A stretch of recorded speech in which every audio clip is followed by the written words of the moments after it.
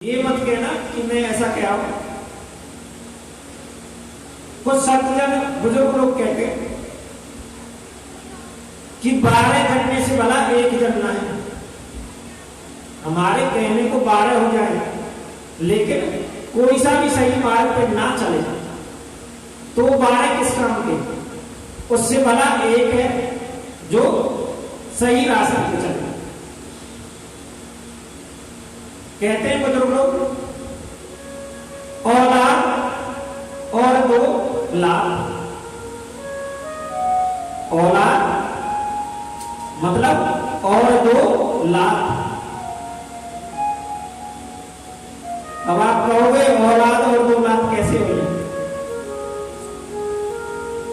बुजुर्ग कहते हैं कि भगवान पुत्र वह पुत्री सबको दे, औलाद किसी को ना दे, क्योंकि औलाद हमें निश्चित रुला के रहती है। वैसे ही कहते हैं कि चेला किसके सगे, माल खा के किसके। गुरु कहते हैं कि चेला एक भी ना हो, हजारों की भीड़ से भला जीवन में एक शिष्य होता है। हजारों चेला हो ना हो, लेकिन जीवन में एक शिष्य मिल जाए, क्योंकि ये भी तो शिष्य ही है सुखदेव जी भगवान, जिनकी वजह से आज हम कथा श्रवण कर पा रहे हैं। बोले गैर श्री कन्हैया।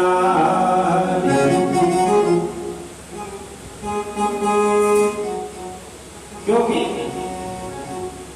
अब आप कहोगे पुत्र और औलाद में फर्क क्या है?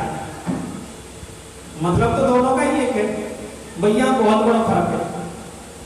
जैसे बैरवानी वह अन्नपूर्णा में फर्क है। जैसे बैरवानी और अन्नपूर्णा में फर्क है। अब आप कहोगे बैरवानी का मतलब भी वही है और अन्नपूर्णा का मतलब भी वही है, बड़ा अंतर है भैया। कैसे अंतर है? बैरवानी कौन है? कमेरो घर से बाहर से शाम के कमा के घर में वापस आया और आते ही तेरी माँ ने यूं कर दियो, आज यूं कर दियो, यूं कर दियो, लेके राशन पानी चढ़ जाओगे पति देव के ऊपर।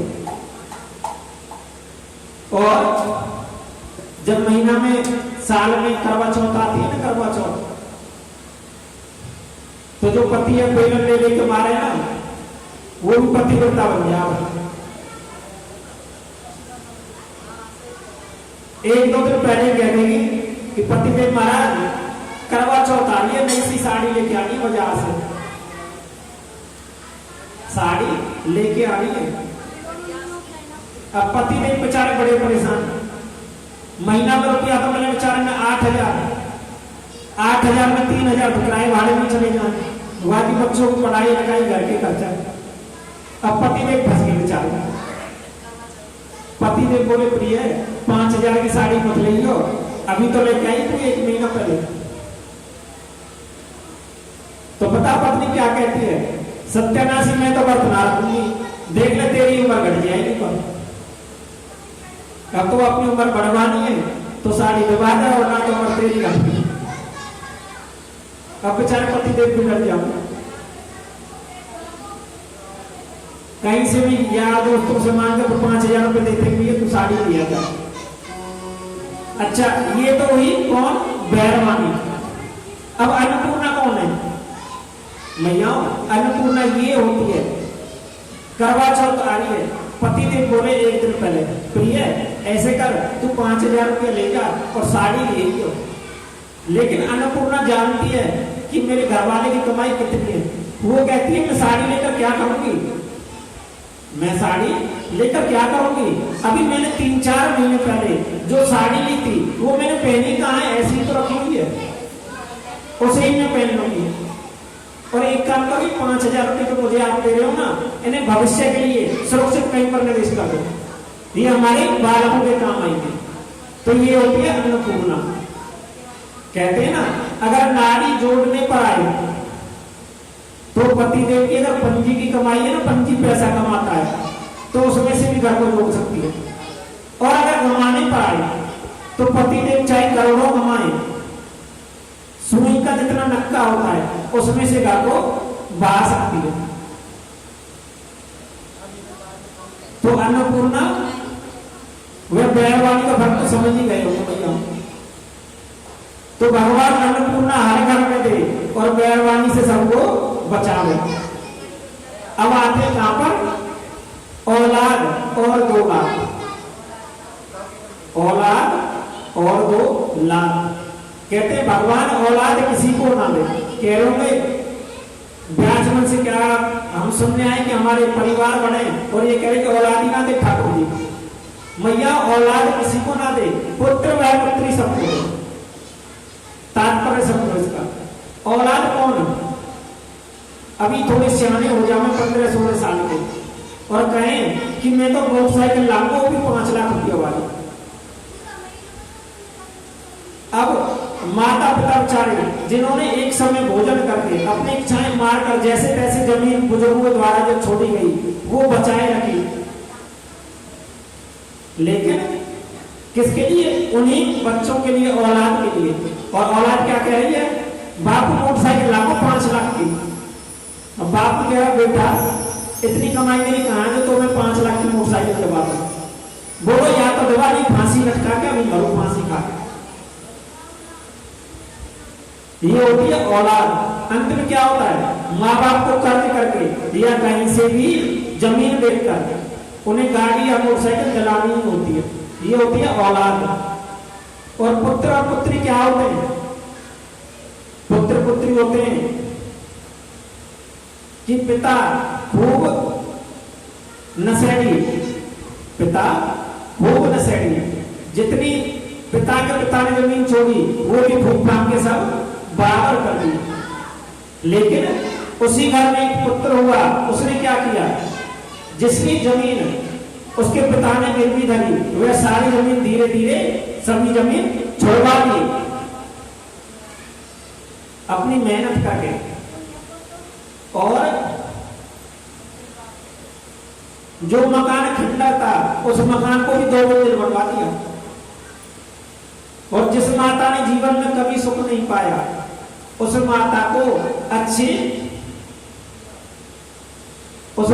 भी सुख दिया। जिस माता को पिता ने भी सुख ना दिया उसको बच्चों ने सुख दिया। ये होते पुत्र पुत्री।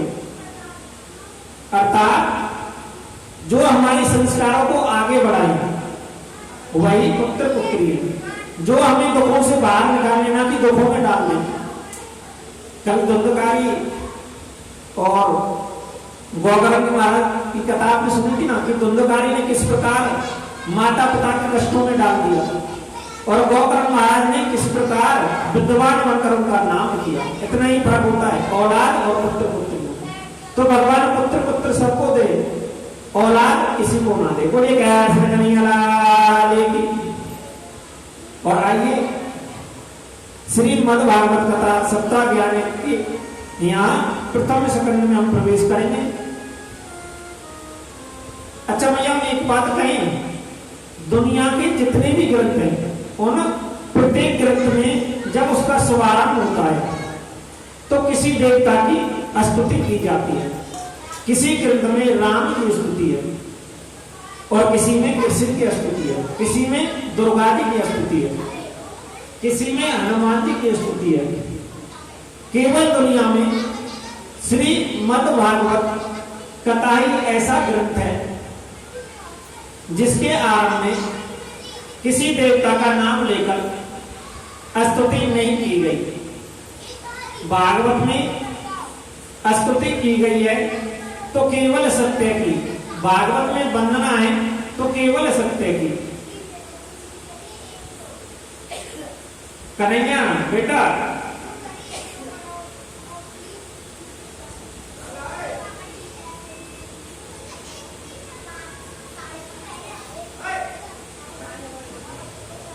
बाल के पाल में थोड़े से कहीं गुलाब जामुन देंगे कथा के बाद में खाने के लिए साथ बैठ जाओ।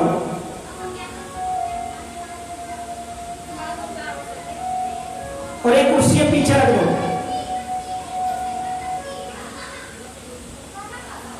ये कुर्सी पीछे रखा, आराम से बैठ जाओ पीछे। बोले कन्हैया लाल की। मंगल चारण में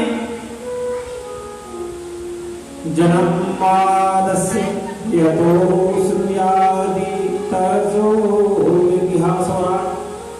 क्या लिखा हुआ बंदो? बड़ा सुंदर वर्णन किया। जैसे परमात्मा की इच्छा शक्ति मात्र से यह पूरा विश्व प्रपंच बनता है, पालित होता है और लय हो जाता है। वह परब्रह्मा है गर्भ नहीं है, बल्कि ब्रह्मा जी को जिसने स्वयं वेदांत का ज्ञान कराया, प्रतिपादन करके बताया, वह कैसा है? वो ईश्वर जो अपने स्वरूप में प्रतिष्ठित रहता है और अपने प्रकाश से सारी दुनिया को प्रकाशित करता है। ऐसा वो परब्रह्म है जिसे वेदांत ज्ञान को समझने में बड़े बड़े सूर लोग भी मोह को प्राप्त हो जाते हैं। वही वेदांत तत्व ज्ञान जिसने सबसे पहले ब्रह्मा जी को प्रतिपादित किया। जैसे तेजों में सूर्य, रश्मियों में कभी कभी जल की भ्रांति हो जाती है, जल में भी हमें कभी कभी शीतल की भ्रांति हो जाती है। वैसे ही जागृत सुपन सुसुप्त जो सृष्टि है, उस परमात्मा की अधिष्ठा सत्ता की वजह से सत्य प्रतीत होती है। माया और माया के कार्यों से दो स्वरता परे, स्वरता अलग है। ऐसे परम सत्य की हम वंदना करते हैं। सत्यम परम धीमहि, उस सत्य की हम वंदना करते हैं। सज्जनों, सत्य की बात क्यों कही? भागवत में पहले, मध्य में और अंत में भी सत्य प्रतिपादित है। पहले श्लोक में आपने सुना सत्यम परम धीमहि, और भागवत का जब मध्य आता है उसमें भी सत्य व्रत सत्य परम, तो मध्य में भी सत्य है। भागवत का जो अंतिम अध्याय है उसमें भी ऐसा ही आता है। कसमें भागवत के आदि में भी सत्य है, मध्य में भी सत्य है और अंत में भी सत्य है। तो त्रिकाल भागवत जो सत्य है, आदि है, मध्यांत, वह केवल प्रभु है। भागवत में पहले सत्य का प्रतिपादन करने का मतलब क्या है? शायद महर्षि वेदव्यास जी यह बताना चाहते हैं कि जीवन में सत्य पर चलने का संकल्प लेते हैं तो हमारी शिव पूजा भी सार्थक है, मंदिर जाना भी सार्थक है, कथा सुनना भी सार्थक है। और यदि सत्य को हम जीवन में नहीं अपना पाए हैं तो वह शायद कोई भी चीज सार्थक नहीं है। इसलिए व्यास जी बता रहे हैं कि सत्य ही नारायण है, नारायण ही सत्य है। राम भी सत्य है, कृष्ण भी स्वयं सत्य है। इसलिए सत्यम परम धीमहि।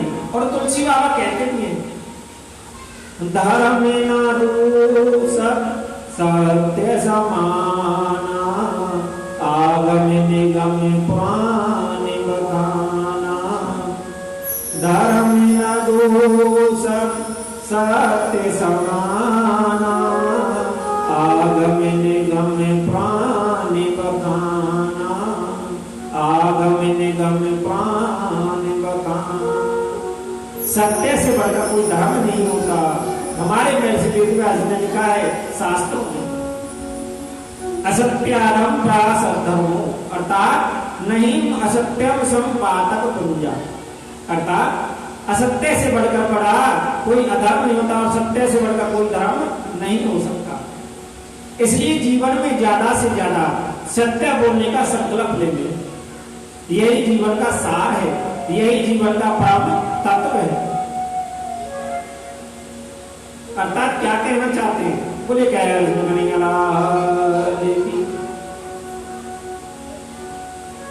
हम मन में संकल्प लें कि ज्यादा से ज्यादा सत्य बोलेंगे। सत्य का प्रतिपादन ही तो श्री मद भागवत है। दूसरे श्लोक में बड़ी सुंदर बात कही गई है। भागवत में परम धर्म का निरूपण किया गया है। अरे ये परम धर्म है क्या?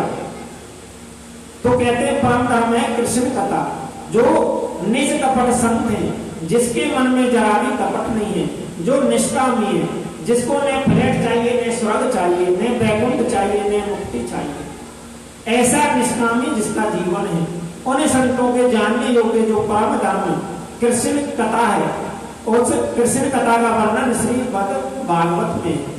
वह कृष्ण कथा कैसी है? बोले शिवदम कल्याण ददाती, इति शिवदम, कल्याण करने वाली है कृष्ण कथा। और कैसी है भैया? तापत्रयनो मूल नम, तीनों प्रकार के तापों का उन्मूलन करने वाली है। आध्यात्मिकता, आदि दैविकता, आदि भौतिकता, तीनों तापों को कनिष्ठ कर देती है श्री कृष्ण कथा। कहते हैं अन्य किसी ग्रंथ को पढ़ने का समय अगर आपको न मिले तो कोई समस्या नहीं है, जीवन में भागवत पाठ करने का संकल्प ले लो। आप महाभारत नहीं पढ़ पा रहे कोई समस्या नहीं है, ब्रह्म वेद पुराण नहीं पढ़ पा रहे तो भी कोई नहीं, उतना समय नहीं है तो केवल भागवत जी का आश्रय ले लो। अर्थात कहीं पर कोई कथा श्रवण करी हो तो केवल उस कथा को ही अपने अंदर दोहरा लो। यदि मैयाओं 7 दिन तक नियम से भागवत सुन रहे हैं तो हम बड़ भागी हैं। यदि हम 7 दिन तक नहीं सुन सके, आज आपने घर में सोचो कि चलो मां कथा हो रही है और उनका कार्ड निमंत्रण भी नहीं आया हो तो सुन आते हैं, पत्रिका आई तो, और आपने अनमने मन से संकल्प किया कि चलो सुन ही आते हैं, और ऐसा संकल्प लेकर कथा सुनने जैसे ही आप घर से निकले, आपके हृदय में कृष्ण भगवान का प्रागट्य हो गया। बोलिए राधे। कथा आपने सुनी ही नहीं, कथा सुनने का जैसे ही मन में संकल्प लियो और संकल्प मन में आते ही गोविंद को प्रागट्य हो गए हो। ऐसे ही भागवत की कथा की महिमा है, ऐसा भागवत का दिव्य स्वरूप है। एक प्रश्न होता है, श्रीमद् भागवत जी का आरंभ कैसे हुआ? भागवत जी का शुभारंभ कैसे होता है? भागवत जी का प्रागट्य कैसे हुआ? सज्जनों, निगम है वेद, और वेद रूपी जो निगम कल्प वृक्ष है। आप सोचे एक बहुत सुंदर वृक्ष है, उस वृक्ष का नाम है निगम। जो वेद रूपी सुंदर कल्प वृक्ष है, उसका पका हुआ फल ही श्रीमद् भागवत है। तो यह पका हुआ फल वेद रूपी वृक्ष से नीचे कैसे आएगा? हमारे सुखदेव जी का मुख लगने से यह फल नीचे की ओर आएगा। आपने देखा होगा सुख यानी तोता, यह सुग्गा जो होता है ना, यह उसी फल में मुंह लगाता है जो मीठा होता है। या तो आप यह समझेंगे कि तोता का मुख लगने जाने से वह फल मीठा हो जाता है, या तोता जो मीठा होता है मुख उसी फल को लगाता है। तोते ने जिस फल में मुख लगाया हो वह फल कभी खट्टा नहीं होता। तो सुखदेव जी महाराज ने उस फल को नीचे की ओर की हो। अब कहते हैं फल में तो गुठली होती है, छिलका होता है। कोई भी समझदार व्यक्ति गुठली छिलका क्यों खावेगा? नहीं, गुठली छिलका भागवत में जिसको हम छोड़ दें, बोले नहीं नहीं, अमृत द्रव्यम संयुतमम, इसमें तो अमृत है, एकदम अमृत रस भरा हुआ है, कहीं गुठली नहीं है, छिलका नहीं है। ठीक है, अमृत में बता दिया भागवत को आपने। अब हमें क्या करें? पिबतम भागवतम रस माल्य, इस भागवत रूपी रस को पियो। अरे साहब, कितनी बार पिए? कितनी बार पिए? अभी 15-20 दिन पहले तो पीछे मंदिर पर कथा हुई थी, आगे कितनी बार पिए? तो कहते हैं बार पीनी चाहिए, और ऐसे पियो कि हमारे हृदय में उतर जाओ। कहते हैं एक बार एक बहुत बड़े सत्संगी थे, और सत्संग जिसको मिल जाता है उसका तो जीवन अवश्य धन्य हो जाता है भैया। अब ये जो सत्संगी थे ना, यह स्वर्णकार थे। इन्होंने गणेश जी की 2 मूर्तियां बनाई और दोनों मूर्तियां 5-5 किलो की बनाई। दोनों में 5-5 किलो वजन है दोनों मूर्तियों भैया, और बड़ी सुंदर बनाई। लेकिन उन्हें बनाकर यह स्वयं भूल गए इनमें एक मूर्ति नकली है और एक असली है। बनाने वाले को स्वयं ही याद नहीं रहा कि इसमें कौन सी मूर्ति असली है और कौन सी नकली है। अब इन्होंने इन मूर्तियों को बेचने के लिए रख दिया एक चौराहे पर। अब वहां से सभी निकले, सभी को मूर्तियां बड़ी पसंद आई और आकर इनसे पूछे कि हमें मूर्ति लेनी है, एक मूर्ति कितने की है? तो ये बोले कि जो इसमें असली वाली है वह 50,000 की है और नकली वाली 500 रुपए की। तो लेने वाले कहीं हमें असली मूर्ति लेनी है, नकली ना चाहिए। तो ये बोले कि असली मूर्ति तुम्हें स्वयं ही पहचानती होगी। अब सब फेल हो जाए, कोई ना पहचान पाए कि इसमें असली कौन सी और नकली कौन सी। तो 2-4 दिन बाद वहां से एक साधु जी महाराज निकले। साधु जी महाराज जानते थे क्योंकि साधु जी महाराज जी सत्संग करते थे और उसी स्थान पर यह सत्संग के लिए जाता था जो व्यापारी था। तो साधु जी महाराज ने मूर्तियां देखी, उन्हें बड़ी अच्छी लगी। पास में गए, बोले भैया मुझे मूर्ति लेनी है, बता कितने की है? बोले महाराज इसमें जो असली वाली मूर्ति है वह 50,000 की है और जो नकली वाली मूर्ति है वह 500 रुपए की। बोले तो एक काम कर, तू असली वाली मूर्ति मुझे दे दे। बोले महाराज यही समस्या है कि मैं खुद भी भूल गया कि इसमें से असली मूर्ति कौन सी है और नकली कौन सी है। असली मूर्ति तो आपको स्वयं ही पहचाननी होगी। साधु जी महाराज कुछ क्षण चुपचाप खड़े रहे, फिर बोले एक काम कर, मुझे एक रस्सी लाके, सूतली लाके दे दे, धागा लाके दे। और साधु जी महाराज ने उस सूतली को जल के अंदर भिगोया और भिगोकर एक मूर्ति के कान में डाला तो रस्सी अंदर नहीं गई। फिर दूसरी मूर्ति के कान में डाला तो रस्सी कान से होती हुई, गले से होती हुई सीधी नीचे तक चली गई। तो कहने का तात्पर्य क्या है? और साधु जी महाराज ने क्या किया? बोले ये वाली देखो।